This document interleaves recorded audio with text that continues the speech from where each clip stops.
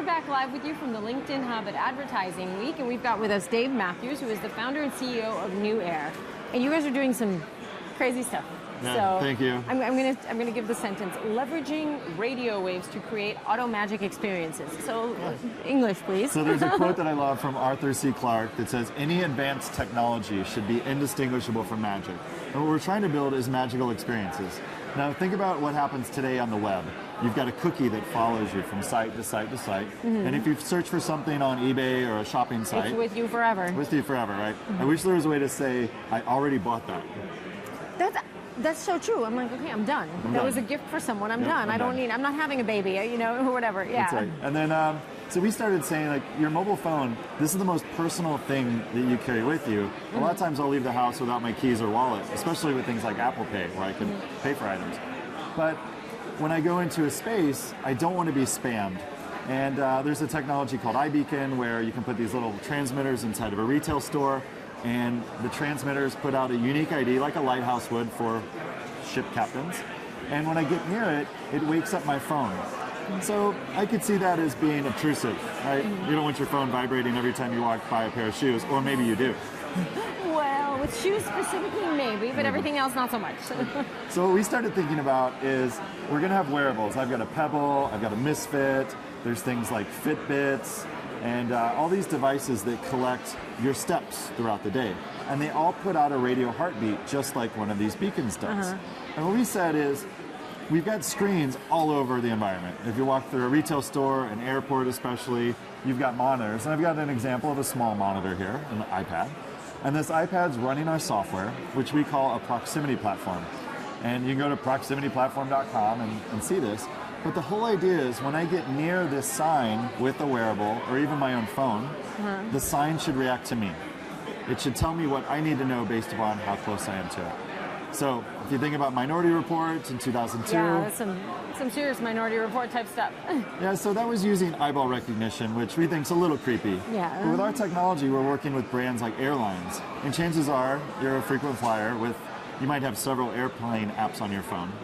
Mm-hmm. Right? Yeah, I do. Yep. Absolutely. So you have a relationship with that carrier, right? So you downloaded the app, and instead of getting a push notification of your flight to the phone, how cool would it be to walk into the airport and on the big screen you see you need to go to gate 7.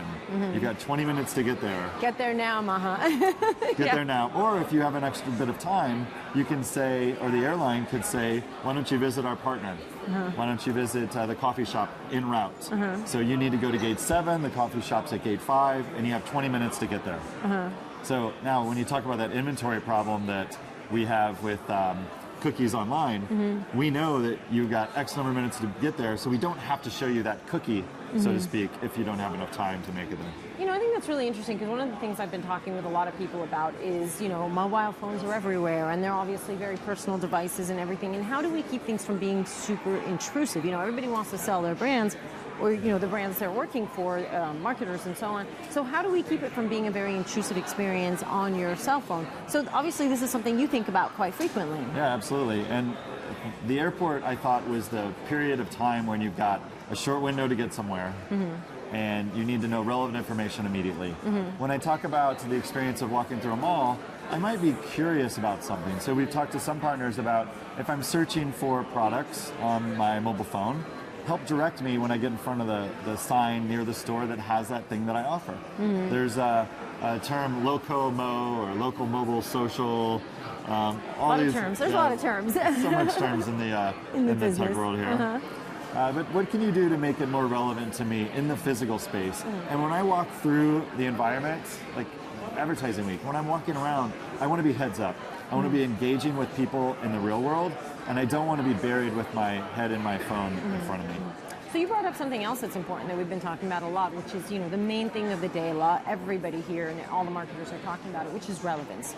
So how do you scale that relevance? How do you really achieve that user experience? Yeah, so we're in the infancy of mobile, even though the iPhone's been out since 2007 and the mobile phone ages ago, 20 years before that. Yeah. But when it comes to this real estate that we have for marketing, and we at Newaer we like to think of ourselves as a consultant on the path down this journey that the customer ultimately take. And what we're afraid of is if we bombard consumers with too much stuff on their own personal devices, or maybe their even smaller personal device on their arm, immediately they'll turn it off. They'll remove apps, they'll turn off push notifications, and that's why we've taken this approach of giving me information that's relevant to me on a timely basis versus sending me an offer when I need to. In fact, there's a coffee shop around town that's promoting that use a mobile app to order coffee and avoid the wait. So eliminating time constraints, because the only thing we can't make more of is time. We can definitely make more coffee and money. That's super interesting because, yeah, I mean, I think that the idea of the timely fashion, nothing could be more relevant to me than being able to save my time right then and there. So I think that that's really good. And I think you brought up a point which we were also talking about before, which is the idea of we all get so bombarded and we get sick of the spam. And we've talked about like ad blocking a lot with different people. And so obviously this is something that you guys have given a lot of thought to.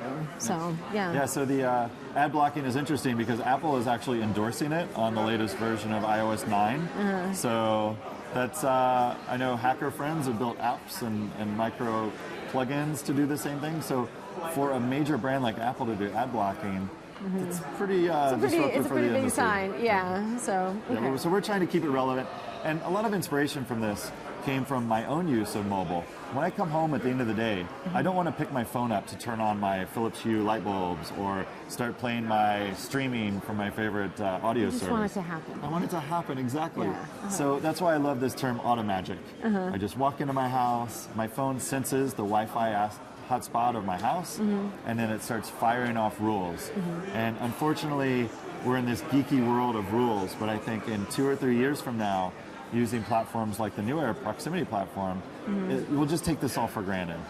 One of our first use cases was something super simple that if you live in LA, you drive a car everywhere, it's definitely a driving city. Yeah. How many times do you park in a parking lot and forget where you left your car?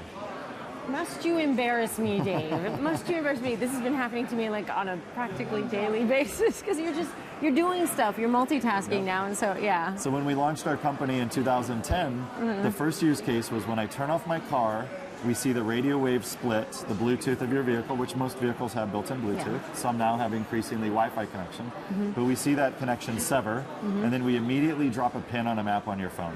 So now, at the end of the day, end of the night, as you're walking back to your car, if you need it, you can then launch the app and say, I left my car right over there. So my holy grail of technology is always knowing where my car is, always having my music follow me. You need theme music. You said make the environment work for right. you. That's awesome. I love it. And is this a trend? Do you think it's picking up? Are more people paying attention to this kind of thing or giving it thought? Yeah, they really are, and especially we're not digital natives. We started with dial-up modems. Remember the screeching? Speak for yourself. Right. I'm totally kidding. I'm 29 again too. Of course. So when you talk about the way we progressed, we started with tower PCs, remember those, and then laptops, and then mobile phones that were flippy. Right, and then my Nokia banana phone, I remember exactly, that. Yeah. Right? They called that the candy bar phone for whatever reason. It was not delicious. Okay. But now the digital natives, they came out of the womb with some sort of a touch device. And I have a video of my little niece when she was 2 unlocking the iPhone. And, And now when they walk up to screens, if you can't pinch, touch, or otherwise engage with a screen, they think it's broken, right? So there's no doubt we will be expecting devices to react to us, and we're the forerunners of creating that reactive technology for the building a environment. relationship with them, right? Which you're talking about, which is kind of scary, but okay, yeah. Dave, thank you so much. Good luck with that. I hope that as I'm on my way home back to LA and I'm walking through the airport, the screens just tell me everywhere I need to be. Do I need to put on one of these and just call it a day? No, it'll just work through the software of your phone. Okay, fine. So it's a software-only solution, which is even better. Okay, awesome. Thank you so much for being with us. Thank you.